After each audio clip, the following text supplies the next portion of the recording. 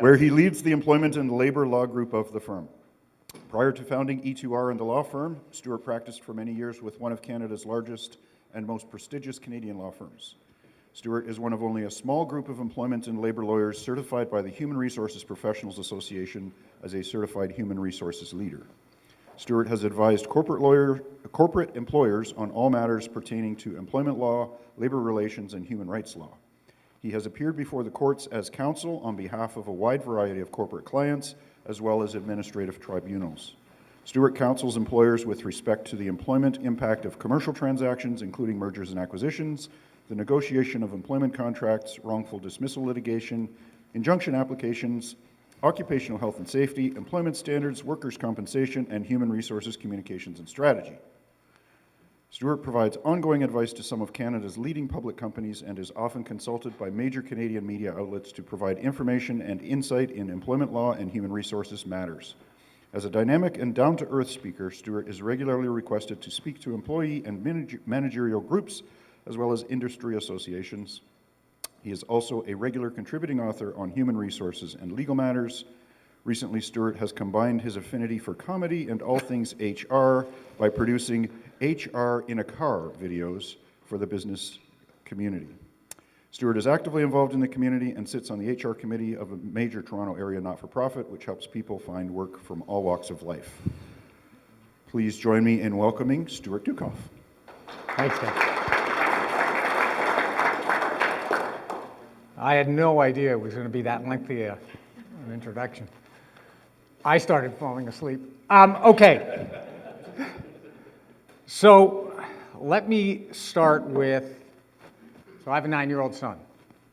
When he was 7, of course, he doesn't like school. He still doesn't like school. Preferred not to be there. So he has the opportunity, because he's not feeling well, he says, oh man, I'm going to take this opportunity to extend my non-attendance at school. So I said to him, I said, you know, you look fine to me. Why can't you go to school? Now look at our topic, health and safety considerations. He has no idea basically what I do for a living, for the most part. He looks at me and he goes, Dad, with learning, there are learning hazards.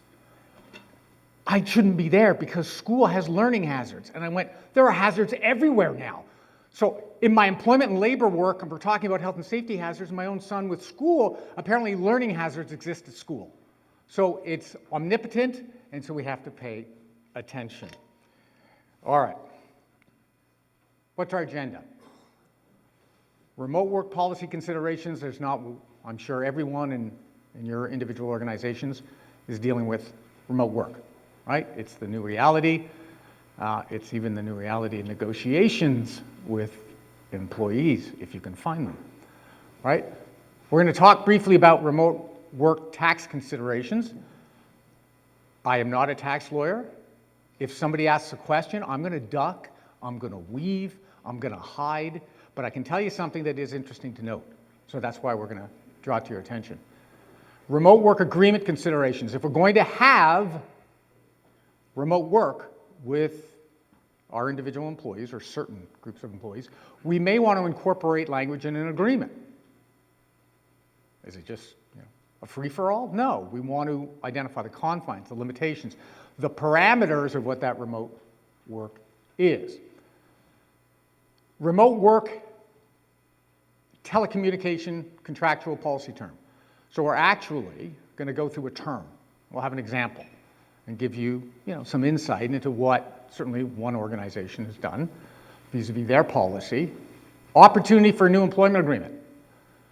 Who remembers the show, Let's Make a Deal? I don't know if it's still on, Let's Make a Deal. But this gives you the opportunity to make a deal. Why? Because an employee, you're offering an employee something of value they didn't formally have. All right, as the employer, what I want in exchange? I want to cut a new deal. Right? So it's an opportunity. Remote work health and safety considerations. Save and except for a unique provision that we'll speak to just very briefly in Ontario. Essentially, the workplace extends to the home environment. So an employer has onerous occupational health and safety obligations vis-a-vis the workplace, right? We all agree on that, we all note that. but it extends, in all likelihood, to home. We're going to talk about remote work and workers' comp. Some of you may have been aware of an Air Canada decision. That's what we're going to talk about. It's kind of mind-blowing as it relates to an injury that occurred at lunch in her home. Okay, as we go through, if you have questions, don't hesitate, fire away, yell at me. Just if you're going to throw something, give me advance warning. That's all I ask. All right, policy considerations. We're going to have a remote work policy. Well, what should be in it? Duration. Well, are we piloting this? Is it temporary? Are we making it long-term? What are we setting as expectations? So from a policy perspective, it's important to identify how are we approaching our remote work? Right? And you've heard this before, you don't need to hear it from me. To develop positive employee relations, what do you need to do? Communicate, communicate, and communicate.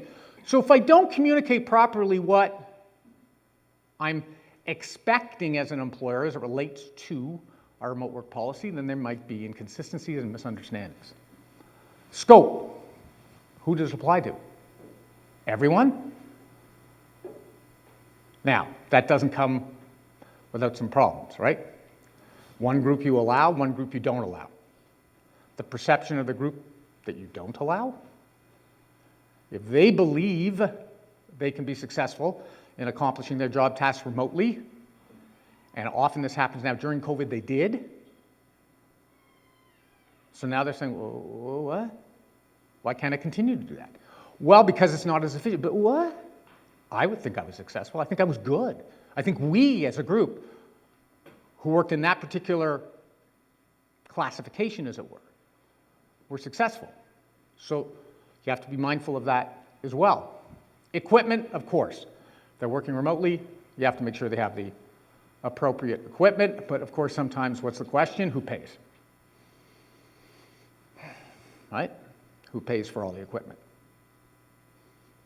That can be sometimes a question. Okay, the health and safety audit of the remote work environment. And we're going to talk about workers' comp in a bit. So if it is the workplace, and you're supposed to conduct hazard assessments, as opposed to school learning hazard assessments, you're supposed to conduct learning assessments, occupational health and safety hazard assessments. Well, what about the home, if that's the workplace? We're going to talk about Air Canada and what happened to Air Canada. So we have to start thinking, what are we going to do? If we have that legal obligation and somebody's working remotely, how do we potentially comply with that obligation? Location. This is happening, and I'm sure some of you will start smiling. All of a sudden you learn Joe is in Panama. Joe's where? He's in Panama. What's he doing in Panama? Well, he was working remotely. He figured he'd go to Panama. So you better figure out if there are going to be limitations on where somebody can work and for how long.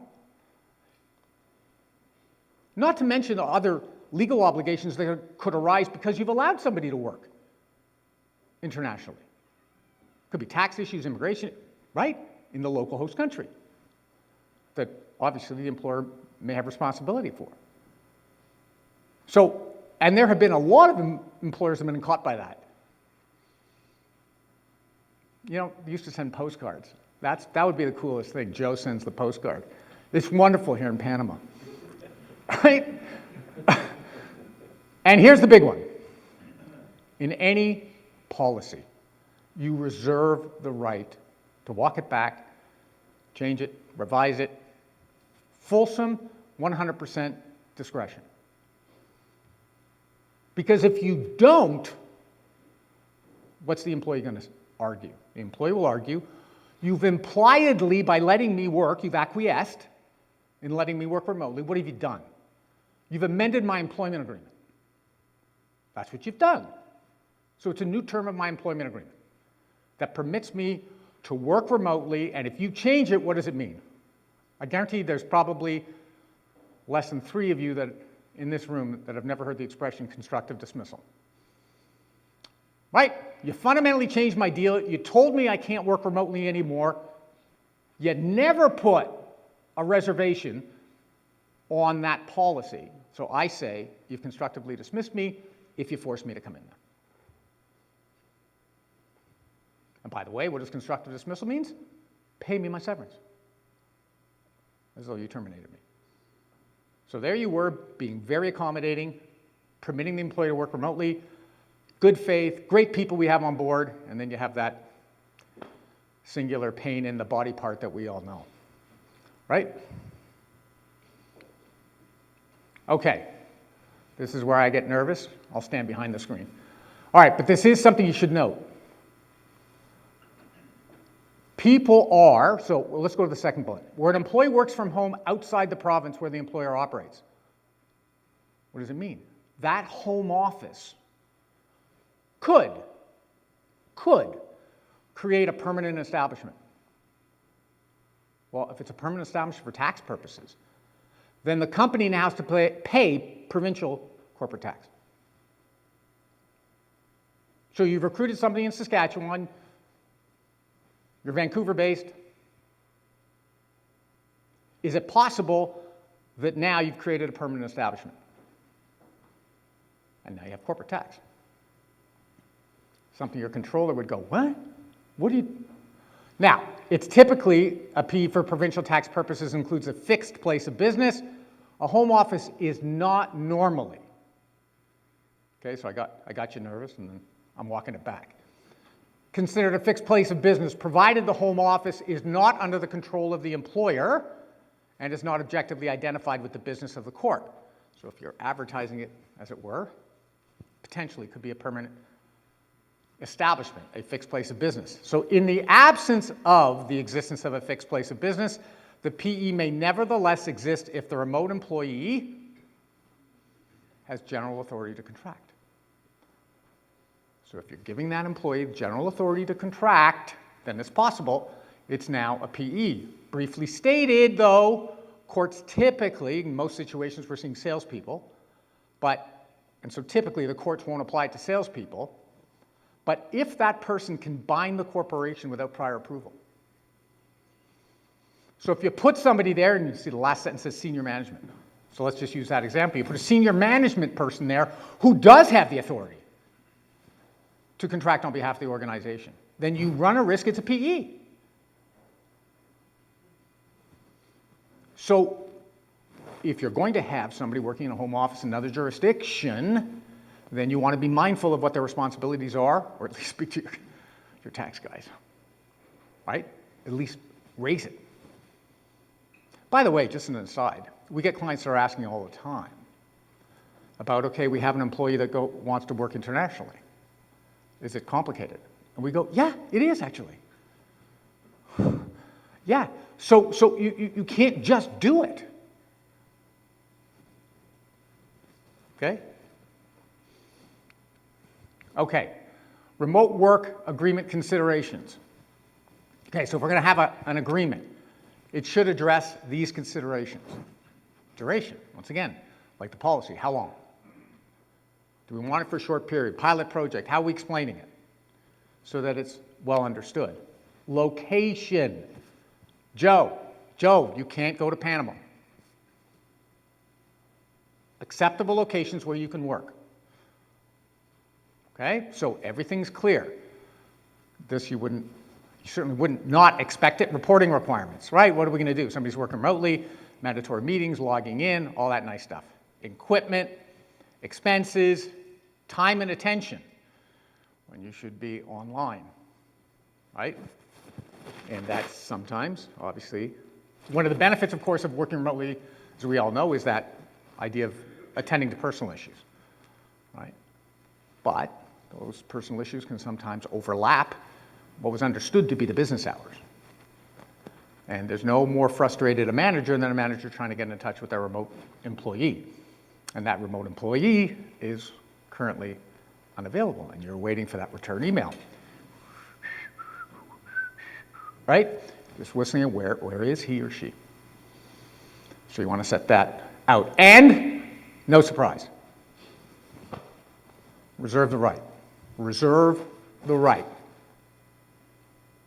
to modify it, cancel it in its entirety. You could have, now typically you're going to have notice. So if I'm permitting somebody to work remotely, I'm typically going to incorporate a notice to discontinue it. Otherwise, there's an unfairness attached to that, right?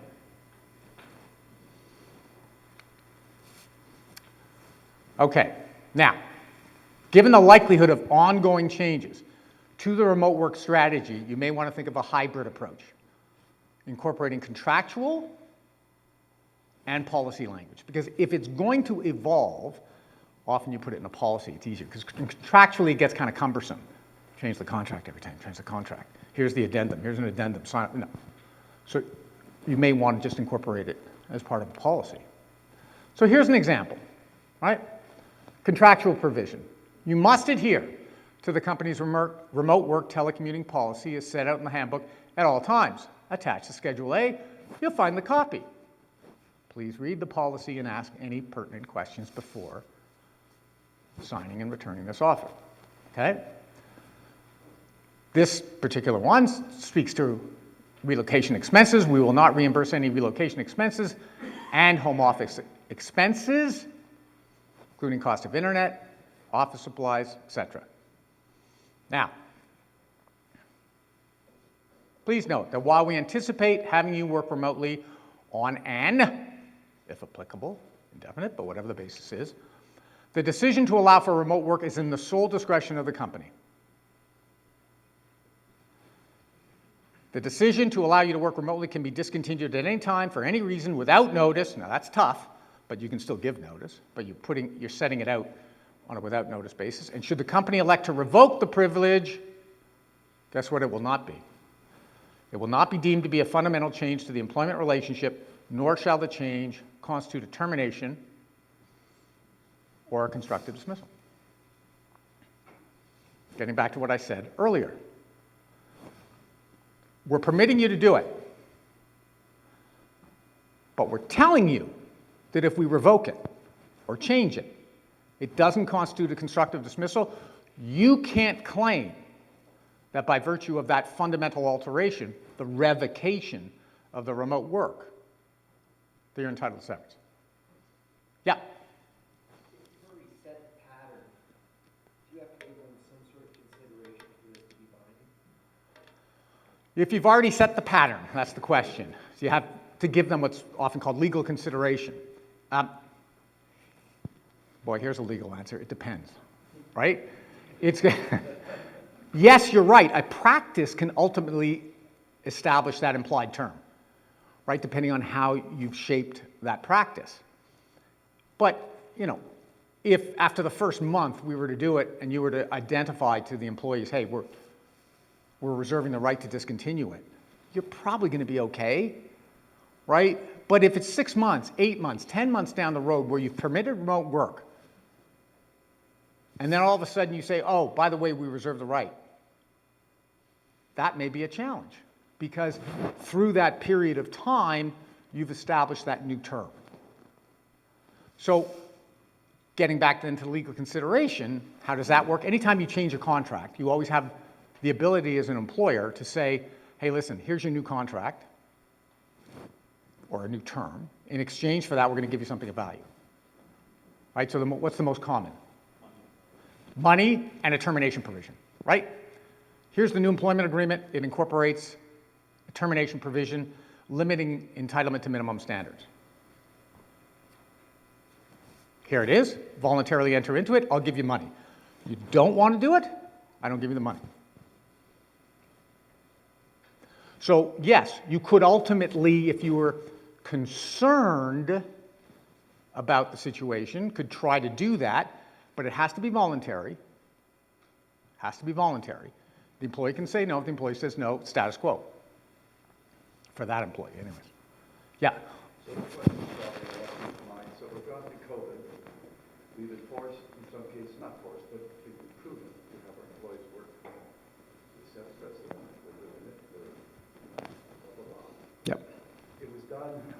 based on the epidemic, where do we sit as an employer right now? And what is the current court's feeling about that? Well, I don't think you, Get to that, but yeah. that's a question that keeps right in my mind. And you're absolutely right. So what's the employee claim? You've allowed me to do it for 2 years. I've arranged my life because you've allowed me to do that. And now you're telling me you're going to take it away? That is absolutely a fundamental change to my deal. Employer response, when did I tell you this was permanent? Did I say anything to you like that? Did I put it in writing? Did I even tell you verbally that this was an indefinite duration, this remote working? No, I never said that to you. I never made a representation that you could interpret in any way as an amendment to your deal, incorporating this privilege now. So what's reality now? What's happening? Well, I think we don't have any definitive word from the courts. Got to give the court precedent to you have one left or right here? Well, in Ontario, you have the infectious disease emergency leave. So for those of you who know that in Ontario, what that meant is statutorily, an employer could say to an employee, I'm reducing your hours by 50%, or you don't even work at all. And it's not a constructive dismissal from a statutory perspective. But the courts, save and except for one court, has said that's a constructive dismissal from a common law perspective.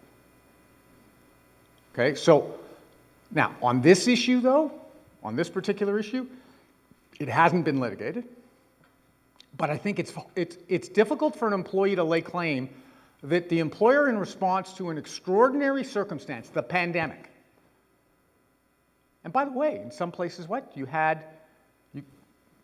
couldn't attend at work, right? Right? Ontario being an example, you couldn't attend at work. There were periods where you had to work remotely. You couldn't basically almost go on the streets, right? We all remember that. And so the employer responds to an extraordinary, unique scenario, the pandemic, responds to governmental initiatives and legislative initiatives that say stay home. And that constitutes a representation by the employer to change the terms of the employee's employment agreement. That's a hard argument to make. But it depends on what the employer said. And a lot of people, management representatives, will sometimes make statements in the best interest they think of good relations. They'll make those statements, and those statements then will be characterized by the employee as, aha, you can bind the corporation by virtue of what you said. Now, that's going to be specific situation based as to whether that's accurate or not.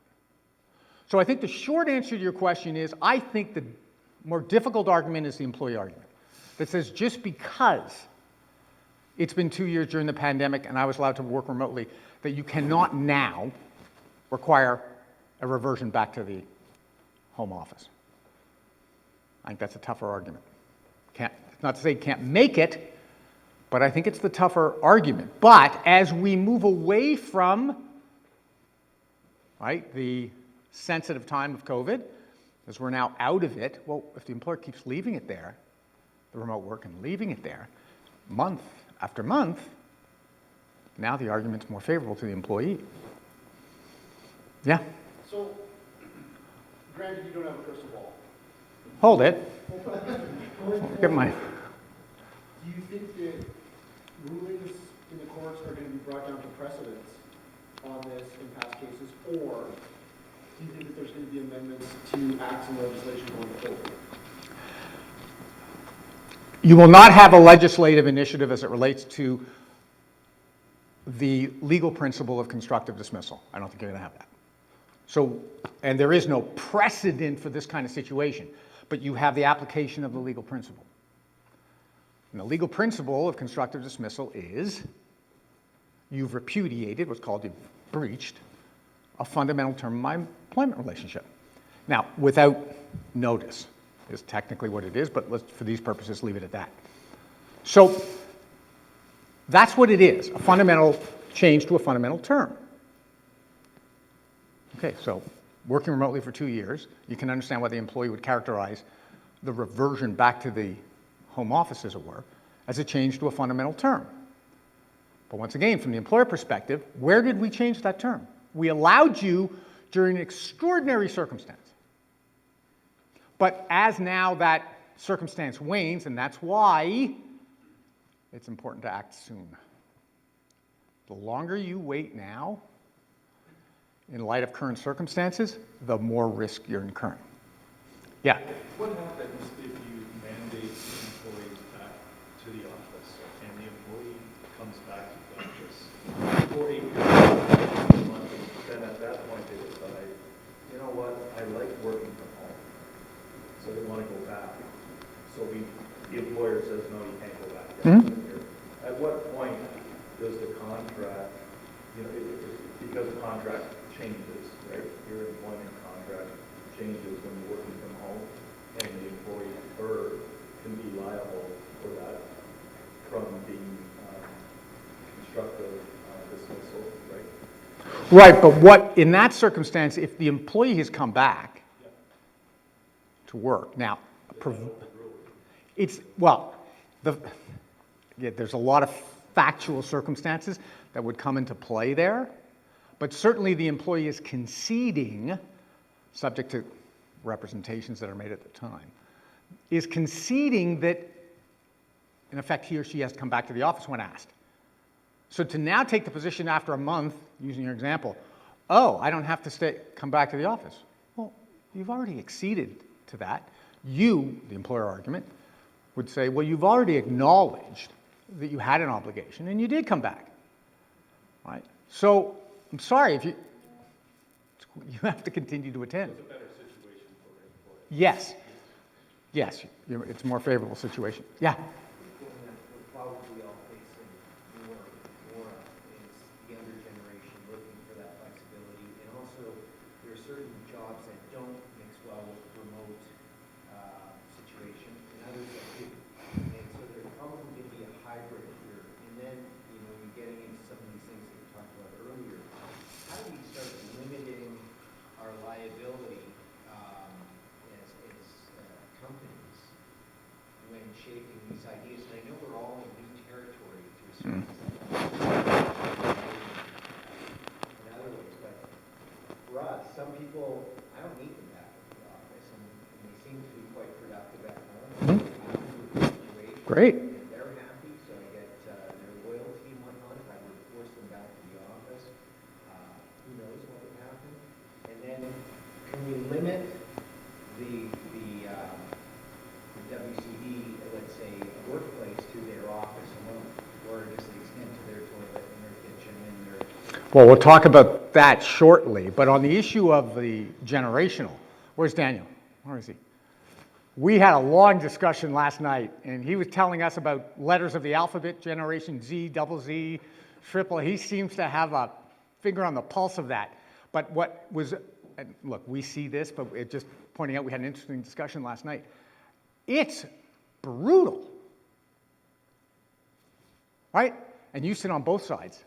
So to have the management perspective that we need to do what we need to do to get it done, and we're more productive, but yet, good luck with that attitude if you can't get the younger generations to buy in. If they're not going to buy in, right? If you can't beat them, join them. Right? So yes, it is tough. So you have to build in. So what do most organizations do, right? Most are doing hybrid. Use an example, right? Sometimes in the office, sometimes out. Right? Some kind of scheduled hybrid model. Okay? So it's trying to walk the middle line. Right? But you may, and as Daniel was saying last night, good luck trying to get some people. They want 100% remote. They want to be paid as though they live in downtown Toronto at King and Bay, right? Even though they're 600 miles away, right? And, the expectation is so high. And for those that have paid their dues, it's like, okay, I better walk, I better breathe, right? I got to breathe, right? Yeah? When does reasonable accommodation go down the path of, well, now you just have to acquiesce? For example, if you have some kind of policy, and you've got one of your workers that says, well, you know, I have a personal situation, I can't come into work today, but I could work from home, you know, on that particular day, because, you know, you do let me on another day work from home.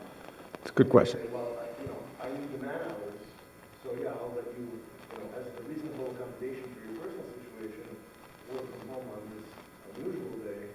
When does that become dangerous? Right. You know, what kind of a slippery slope is that? So in order to legally oblige the employer to accommodate,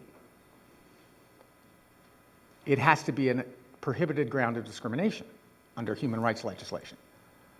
So sure, I can beg for the employer to permit me, because I have to deal with, you know, cleaning my cleats for soccer, right? So sure, I can, but if it's not related to a prohibited ground of discrimination, then I don't have the obligation to accommodate. But if you say, for example, childcare or some kind of medical, obviously, issue, then that triggers the legal obligation to accommodate up to undue hardship.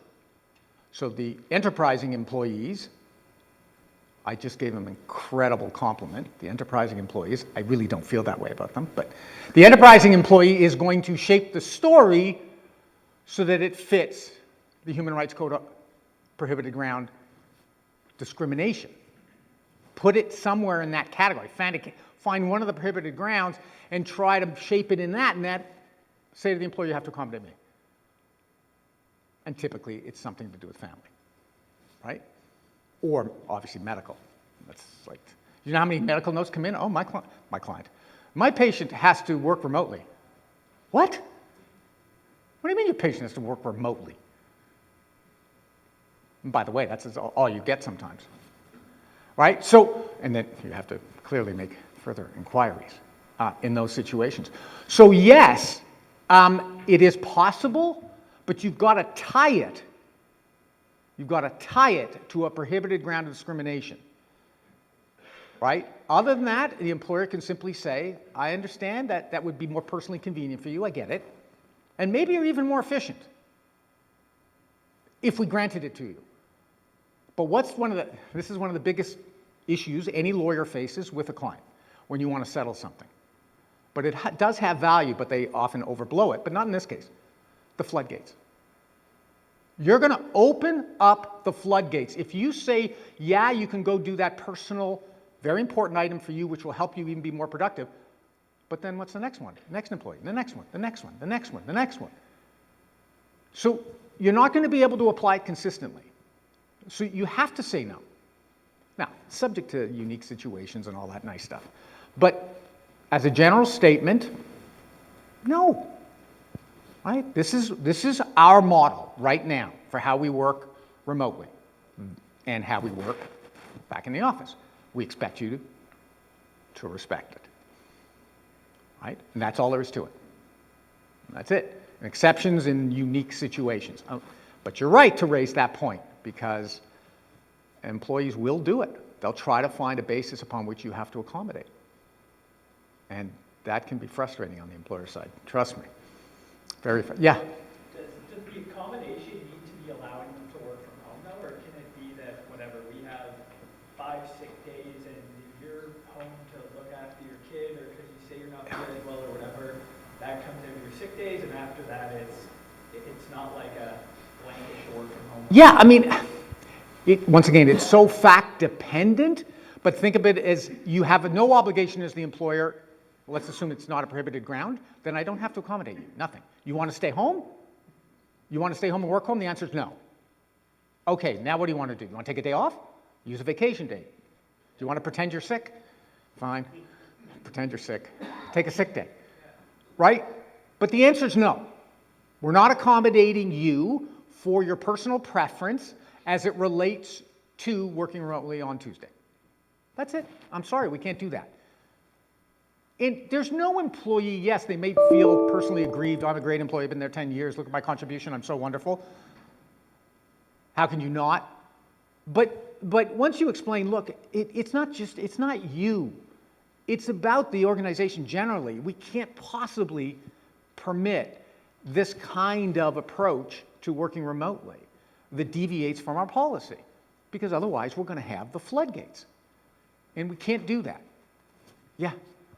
Well, one question I have is, as we have this discussion, the pendulum seems to swing one way or the other. We're talking about forcing employees back versus leaving employees out.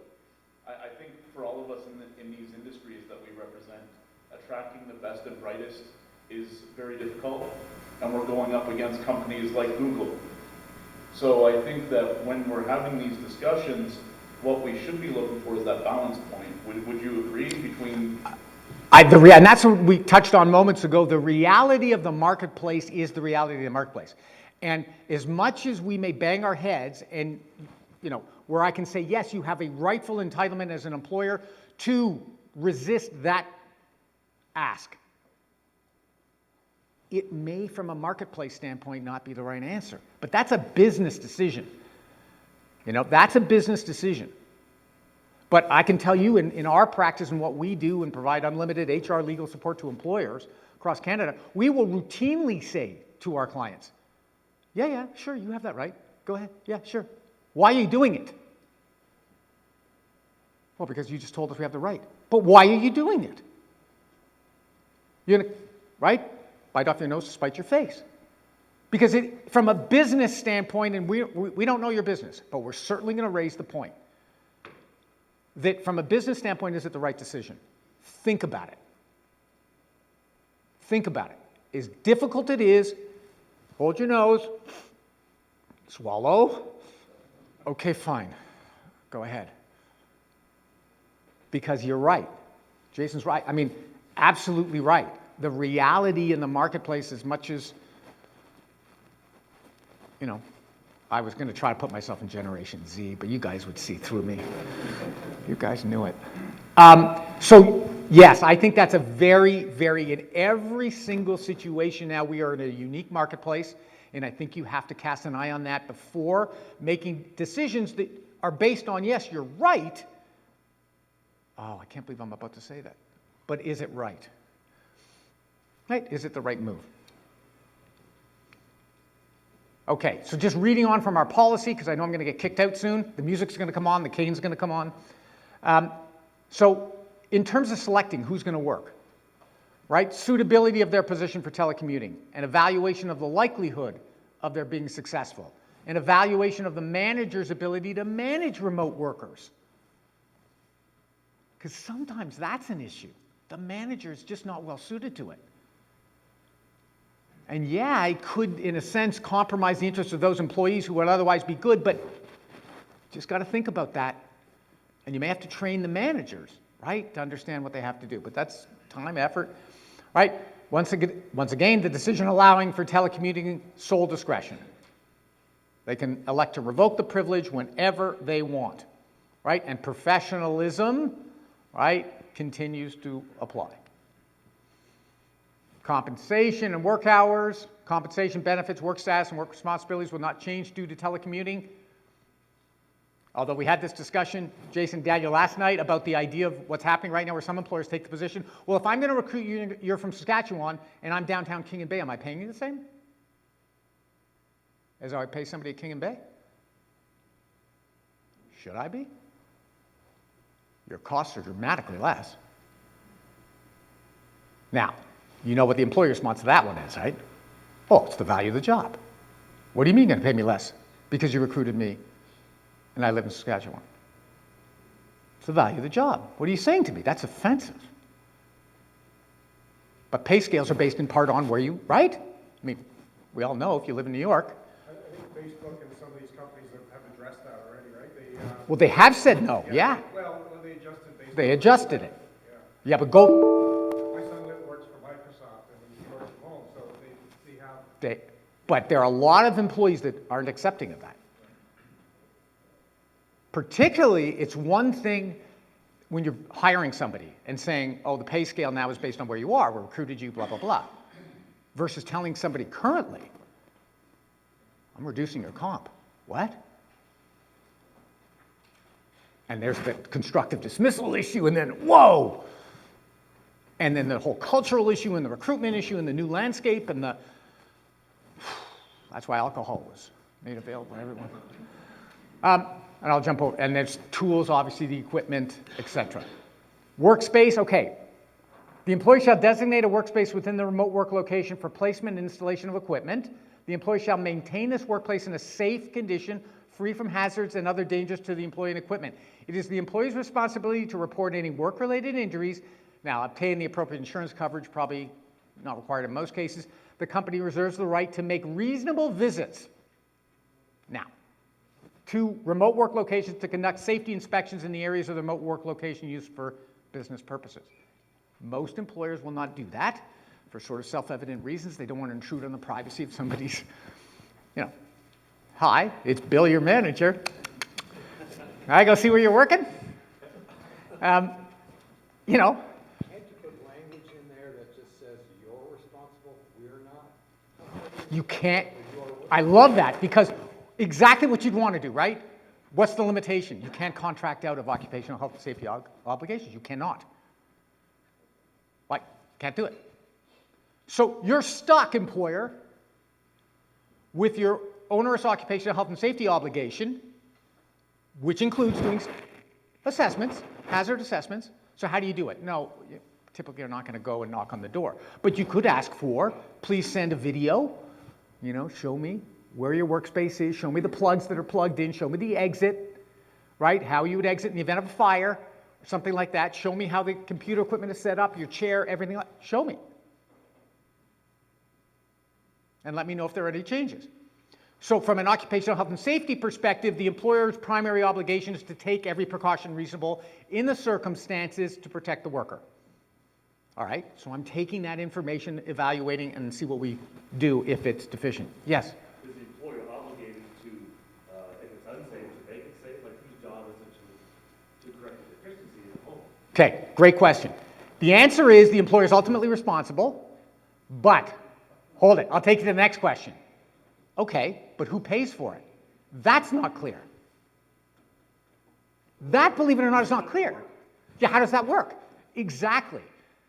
It's not clear that the employer has the ultimate obligation to pay for everything because the worker is working remotely in his or her own remote work environment at home. So there's a real question that's still not resolved out there as to that issue. Now, you're going to have to determine in given situations whether you should, 50-50 will cut the, we'll share the cost of something, right? One of the options sometimes that, I'm not sure how great this is, we had this in one of our funny, I called it funny, maybe viewers might not, HR to car videos, is we said, well, buy the chair for the employee, but it's a company chair. So the company owns it, right? That's it. So it's ours. You can use it, go ahead, but it's ours. Okay, so it's a little bit maybe more palatable, right? So, yes? Couldn't you, if the workplace is not safe, couldn't you ultimately just revoke the work from home, employee that you Absolutely. If you made the determination, if you're permitting remote work, right, subject to, like this is a policy that we're looking at right now, right? So that policy says you better keep it safe. If you don't keep it safe, sorry, we're not going to let you do that. That's all there is to it. Make it safe, otherwise, no. You're coming back to the office.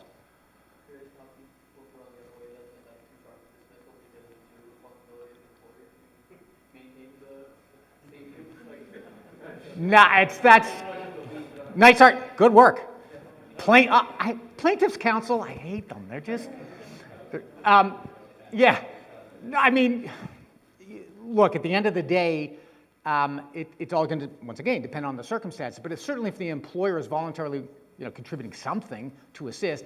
And remember, this is the employee's home environment. Like, you have to take responsibility for your home environment if you're going to work there. So if you don't, I don't see that as a constructive dismissal because it is a condition of working remotely. You haven't satisfied the condition. I didn't breach a fundamental term of your agreement. This is part of the deal to let you work remotely. But aside from that, what makes the employer an expert in what a home office should be from a safety perspective? Well, the employer has the obligation regardless, right? From an occupational health and safety standpoint. We actually have a third-party occupational health and safety group that's actually a client, been around forever. They actually go into homes. That's one of the new services they're offering. They go into homes and they do the quick check, right? They fill out hazard identification and risk assessment form, right? Yeah, And that's how the companies track the safety of the work environment. right. At home. At home, yeah. So you're literally doing, that's the idea. So that's a great question, because this third-party occupational health and safety group's been around 45 years. They just started doing that recently because of this very question, right? Okay, opportunity for a new employment agreement. Okay, let's make a deal. What's the deal? You want to work remotely? We have a lousy termination provision in your contract, or you don't even have a contract at all. How are we going to remedy that situation? Here's a new contract. Sorry, your name is? Russ. Russ. There you go. Sign there, please. Russ. And. I want to see my lawyer. Yeah. He's gonna see it. So I'm saying to Russ, sign the agreement. If he signs the agreement, I'm going to give him $500. By the way, just pick that number. Russ likes gambling. 500 is his limit, though. So I'll give him $500. It's now got a great termination provision that limits entitlement to minimum standards. So what's Russ saying to me? Well, geez, I've been there for 20 years. Why would I give up my big severance entitlement? My answer in part to Russ is, Russ, are you going to get terminated? You've been around forever, for 20 years. The company's going well. You think you're going to get terminated? For a notional severance, you're not going to take the $500? And I'm giving it to you just before Christmas. And so the idea is, in cutting a deal, so here's the deal. I'll let you work remotely, Russ. I'll let you work remotely. You sign the contract. So instead of $500, I'll let you work remotely. You sign the deal. You don't want to sign the deal, you don't work remotely. Signed under duress.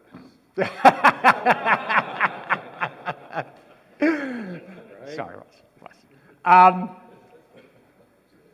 Yeah, I put some undue influence on Russ here. But that's the idea. But Russ can say no. He can say no. All right, fine, Russ, you're coming in the office.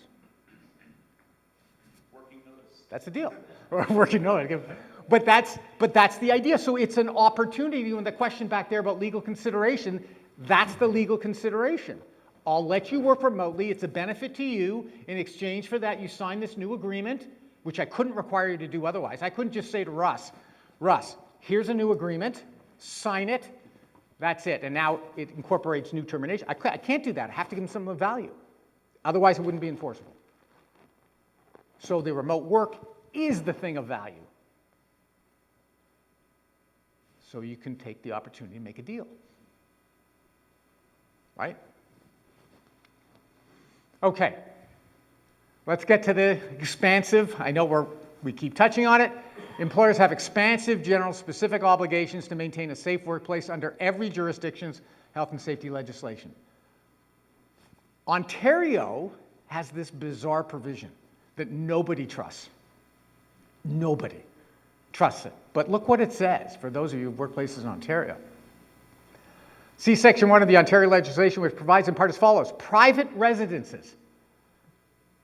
By the way, this has been in the Act forever.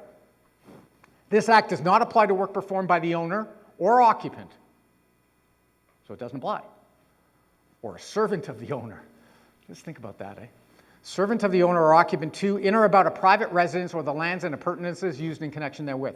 It seems to say in Ontario, anyways, that the Act doesn't apply for remote work. So you don't have that obligation. Go find one employment and labor lawyer that'll say, I'm feeling good arguing this one.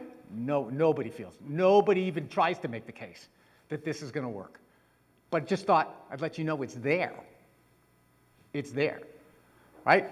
So the employer's duties include obligations regarding ergonomics. The employer is required to assess ergonomic risks as well as other risks and minimize them. That is your obligation.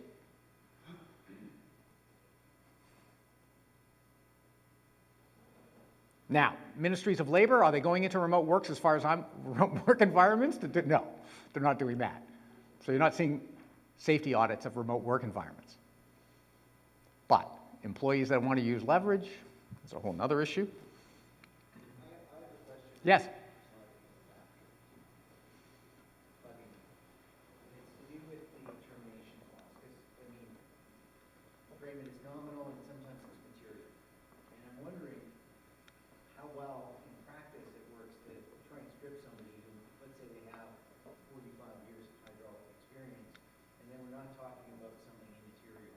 I pegged him at 44, by the way.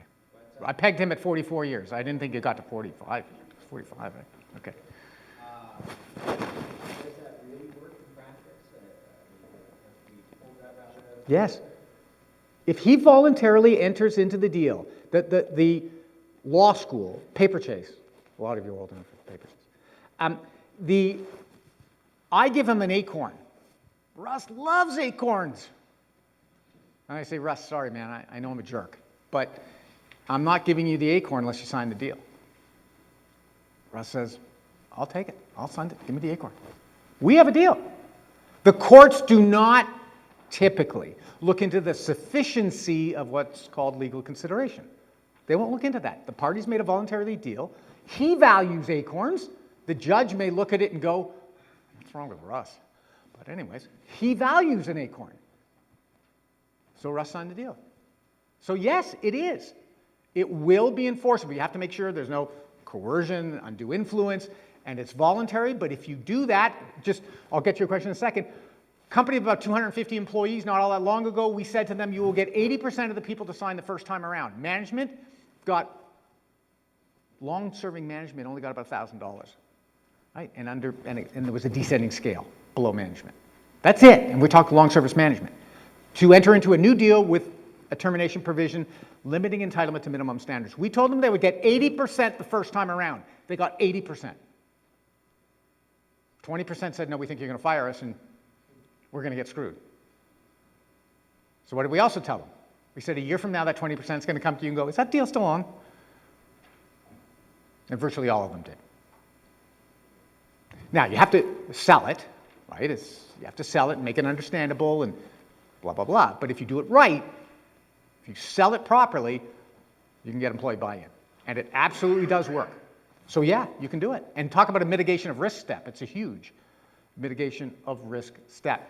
This is from WorkSafe BC.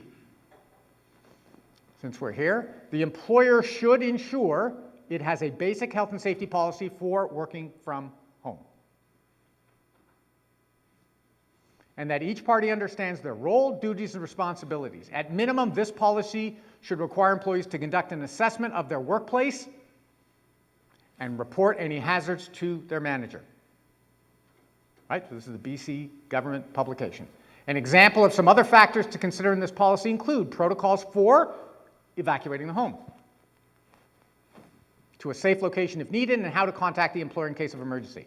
Discussion of safe work practices and how to report any work-related incidents or injuries. Discussion of ergonomic considerations. Yeah? What about the employee behavior, like abuse, sexual abuse, harassment, this kind of thing? Is the company still responsible for the behavior? Can they monitor? At what point does the clock stop with employees on their own time if they're working from home? Is there a place where the clock goes off and they can yell at the postman if the company's not bound by that? Or, how does that work? Yeah, actually, I've never heard the question as relates to working remotely and harassing. Like, if you harass a family member, is that, obviously it's not a worker, it's not a coworker, it's not a manager or anything like that. So that's a pretty. But if we harass the postman that comes to that work, we'd be liable for that. That's an interesting question, whether the third-party harassment of a third party that's unrelated to the employer could possibly constitute an issue that the employer has. I'm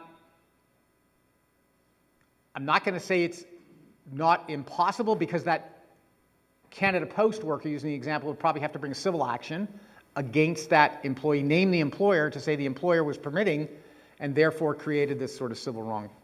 I just got really boring there fast. So I was doing my own musings. But you're right, all the general laws still have application. So let's use the example of that employee on the phone, right? Working remote. Of course that employee, if that employee harasses clients, coworkers on the phone or Zoom or whatever it is, obviously that employee is responsible for that conduct. The employer, typically in harassment situations, if the employer conducts training, then the employee typically won't be liable from the standpoint of having permitted it. If I'm training you, I can't stop you from doing something that you ought not have done. But if I've trained you, how have I not complied with my occupational health and safety obligation as relates to, right? I mean, so that's typically what you would do. And finally, workers' comp. Okay, so what happened with Air Canada? I built this up to make it sound like so incredible. But look what happened. Air Canada employee working from home. She gets up to take her lunch. She was hungry. She was on her break. As she was leaving her office to go to the kitchen, what happened? That was perfect. Whatever that sound was. She tripped on her staircase, injuring herself. Okay. And then she claims workers' comp benefits. So Air Canada's looking at it. What? You're at home going for lunch. And you tripped. What do you mean we have to pay for that? And they're actually sked too, so they actually have to pay for it, Air Canada, right? It's not even paid to the board. The employee claimed she claimed workers' comp based on the injury occurring while exiting the workplace. Air Canada's response, hold it a second. The employee was outside her office. There was no connection to work. She was presumed to be on her private time. Like, hey, we're giving our own employee private time. Like, isn't that a good thing? Now, this is Quebec. I'm from Montreal, so I'll say nothing. The accident occurred during the course of her work and therefore was compensable. Therefore was compensable. So if you're not going to do health and safety hazard assessments and create a greater risk of injury in the workplace, one of the consequences may indeed be this. You're on the hook for workers' comp. And that's my uplifting speech, I think, for today. Just so you know, some self-promotion. As I mentioned, we provide unlimited human resources and employment law support right across Canada for a fixed monthly fee. And we have one-pagers here that you can just take, put in the fireplace, whatever you want. But there's a gas fireplace here, so don't do that here. Okay? That's it. Subject to any questions. Everybody good and depressed? Okay. Well, thank you. Oh, sorry, there's one question. I was wondering, looking at crystal ball, like you see two things could happen. One is that we have a recession and maybe we go back to an employer's market. And the second question would be, if we don't do that, I'm wondering if we have a gig economy of professionals. So maybe you have somebody at home that's doing accounting for 3 different companies. I think that's accurate. That second piece I think is accurate. The first piece, what I was mentioning last night in our conversation about this one guy who said it to me, I wish I had coined it, but the current language that describes our current landscape is the Great Resignation, right? We've all seen it, people resigning. It's called the Great Resignation. Tons of articles on it.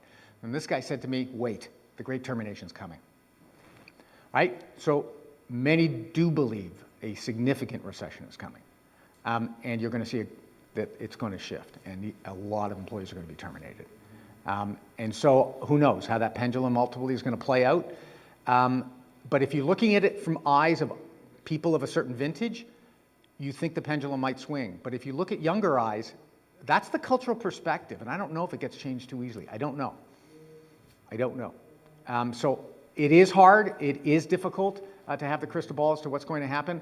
Reacting now, though, it's a challenging situation. But you're right, but look what's happening with gig workers. You're getting protections, right, out there. There's legislative protections now in Ontario. You certainly have that now. If you work for Uber, you have legislative protection now as it relates to certain terms of your employment. So the government has come in and said, we recognize the gig economy is growing, and we recognize the perceived deficiencies for those that are working in that environment, so we're going to provide protections to them. If that continues, you might see more and more and more, right? Who knows? Who knows?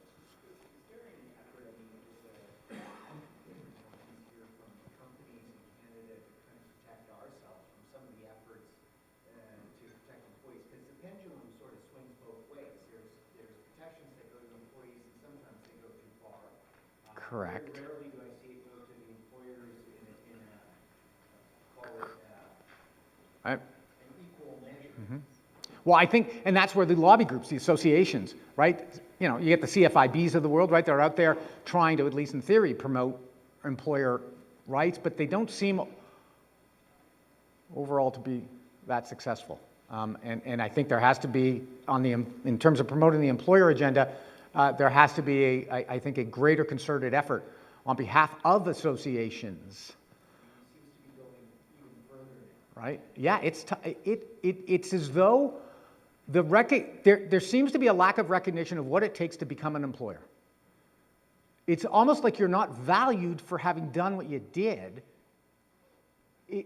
And so we're not going to acknowledge it. Well, but that doesn't seem to be appropriate. And so, yes, I think you see that challenge, and sometimes there's just the assumption everything will be the way it was, nothing will change, nothing will change. Employers will continue to operate, and you'll have new employers come. Well, no, if you create conditions that frustrate the entrepreneurial development, well, you're going to succeed in frustrating the entrepreneurial development. That's all. Right? So, but yeah, I won't go too far on the political agenda. I get in big trouble.